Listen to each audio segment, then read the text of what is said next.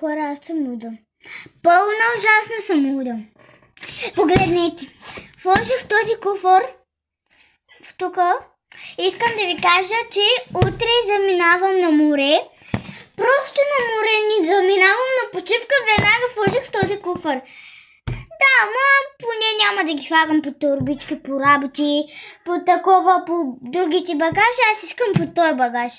Има един голям куфър, което още малко ще учим и в Англия, а тати работеше в София, но когато отидем на море, другия път може да отидем в София, защото там тати работи за басейните. Тати там чистеше басейните, правеше басейните, правише плажа, отиваше на плаж. Но и в София може да отидем. И може да отидем в Англия. В имам тези куфари, само два куфари. Но тати може да ги... Тати само ги...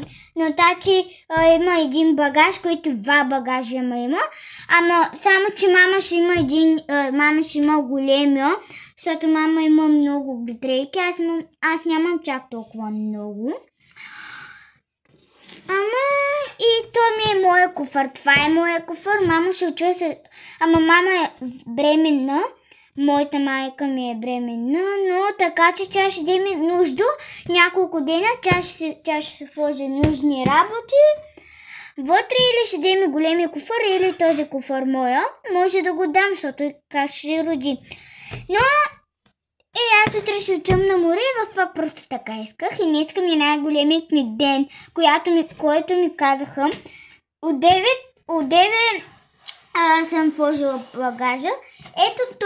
Ето тук има банските работи. Вложихте една шапка, да не ми гори главата, като може после да отиваме на парка. А тук накрая вече вложихте дрейките и халатата. И сложихте козметиката, защото аз имам козметика, имам дески, но имам малко и за големи имам.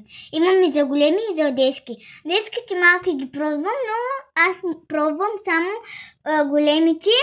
За големите козметики само ги ползвам, но в това, че само седя големите козметики.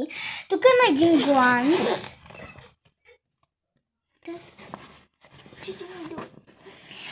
Ама само, че са там гланцови. Ето този гланц е много сладък. Сега ще се мажа.